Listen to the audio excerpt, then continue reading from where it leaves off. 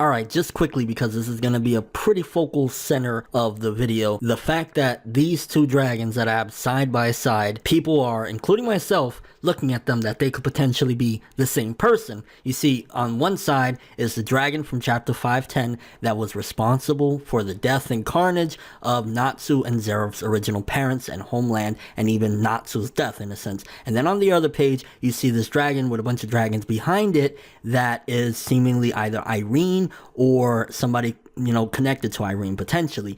And a lot of people, again including myself, are thinking there's a possibility that they're the same dragon or they're linked, and if that's the case, that's freaking crazy. I mean, it's hard to really say because both of them are like just silhouettes in a way, but I mean, I see some similarities and they do have that jagged look to them, but again, it could very well just be that these are miscellaneous dragons on the one on chapter 513, or in general that Mashima really isn't connecting things. I think it'd be brilliant. I think it'd be an awesome plot twist for Fairy Tail, no troll, that these are connected somehow, because if he's already going the extra mile to connect, like the dragons and connecting Erza and Irene and stuff like that, then I think that this would be a great twist as well. And it would also kind of bring up the question of how Natsu would feel about this, how Zera feels about this, and kind of, make something a little bit more interesting than just like, oh yeah, that's mother and daughter. Maybe this could be an even huger link to Erza's life and the responsibilities and kind of the guilt she might face as well, due to the fact that her parents could very well be the catalyst to Natsu being an orphan and everything that he had to endure. So yeah,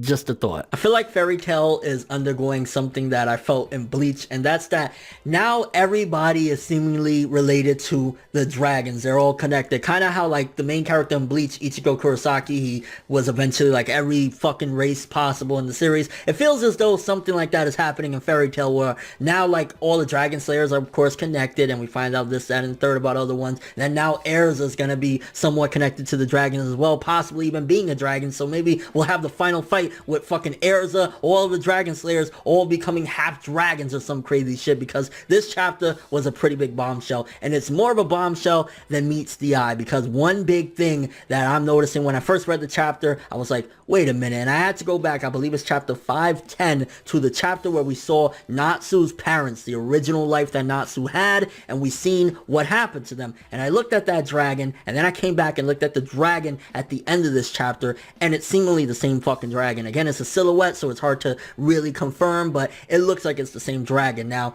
who was that dragon? Was that dragon Irene? Could that potentially have been Irene? Could that have potentially been Erza's father? Could Erza's father have been that dragon? Some people are theorizing, could that have been the Acnologia? Could Acnologia be Erza's father? But honestly, when you go back to the chapters of the Acnologia and Irene, they didn't seem to be familiar with one another, so that's kind of hard to really say that. How the hell would that make sense if they weren't even familiar with each other, if they had some sort of relationship enough to create Erza? So that theory is kind of a little iffy, but nonetheless, that dragon does look similar for the same dragon that killed Natsu's family. So if that is Irene, or if that's one of Erza's parents, maybe her father that is still unknown, essentially Erza's parents are responsible, or Erza's parent, for the death of Natsu's parents. That's fucking insane, which I don't think really, let's be real here, Natsu's gonna care, because just like in this chapter we saw with Erza and even Irene, where they're both like, I don't give a fuck about a mom, like my dad and, my family, Fairy Tail and Makarov, and Irene's like, yeah, I'm a deadbeat mom, I don't really give a fuck about you, bitch, I thought you died a long time ago, I was going like this, and I wasn't even thinking about you, bitch, I don't give a fuck. So seemingly in Fairy Tail there's no love lost regarding parents. They just like, whatever bro, it doesn't matter. But still, nonetheless, that makes things very interesting in that regard. It does make it seem a little bit like, so everyone's a dragon. You're a dragon. You're a dragon. Hey, you little fucker with the one leg. You're a dragon up there, alright? So starting off in the beginning of the chapter, for all of those who said, what are you talking about? The white dragon's totally not down yet. He's gonna get back up and he's gonna kick Sting's ass. Did you see the chapter, the beginning of this chapter? Like, you saw that, right? Like, yeah, the white dragon's down. I'm not going to rant about it in this video. I think I kind of gave my grievances enough in the last review. I'm just going to say, yeah, the White Dragneel is 100% down. He might do something later on, because we have seen some of the villains from this arc from the Alvarez. The Spriggans have gotten back up, in the past, and they've gotten to do other things and stuff like that. So there's a possibility we could see the White Dragneel doing something else. But as far as this fight goes, he got his ass stomped, and he's laying there fucking like, oh, I got me ass kicked, help. Like, yeah, White Dragneel, he's down. And then getting a apology from the GMG. I didn't even want to think about that. Like, I was reading the chapter, I'm like, why are we even mentioning this godforsaken arc of fucking the Grand Magic games? But we got the apology between Minerva and Kagura. Minerva telling her, hey, you know, my bad for fucking being a piece of shit bitch. And whenever I look at Minerva's character just quickly, it kind of makes me feel like, what happened to this character? She was totally just an evil piece of shit bitch. And then throughout the course of the manga, yeah, we had some character development, but for me personally, it just feels so unrealistic. You don't go from being an absolute nightmare of a bitch, just doing everything horrible possible, to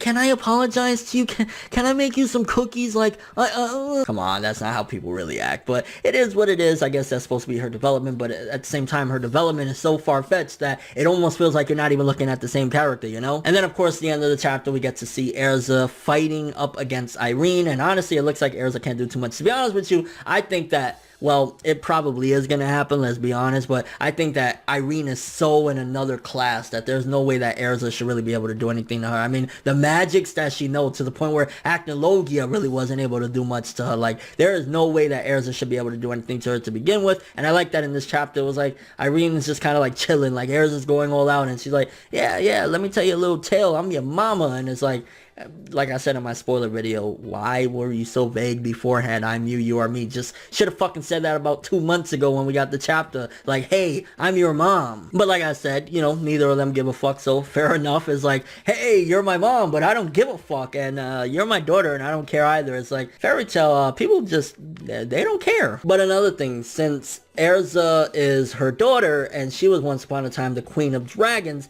that would essentially make her byproduct, Erza, the Princess of Dragons, which it makes Erza sound even more broken, but also, in a way, if you think about it, now that you look at it closely, if Erza has some dragon roots, whether Irene was formerly a dragon or is a dragon or whatever the case may be, or her father might be a dragon, it would help to explain a little bit, at the very least, of some of the bullshit that Erza has done in a lot of these fights and in Fairy Tail in general. The fact that, well, she's somewhat related to the dragons. We know that the dragons are in a whole other class, that even all the Fairy Tail combined, everybody, they couldn't really do shit to the dragons. That would make sense why Erza would be so much of a fucking monster regarding, you know, in fights and stuff like that, because she has roots of being a dragon. Her body is going to be different. She's going to be a lot more OP than other people because of that, which also explains, like, you know, Natsu and all these other people. But yeah, essentially, if you think about it, actually, if her father or something like that was a dragon, she's even more of a dragon than the Dragon Slayers, because she could potentially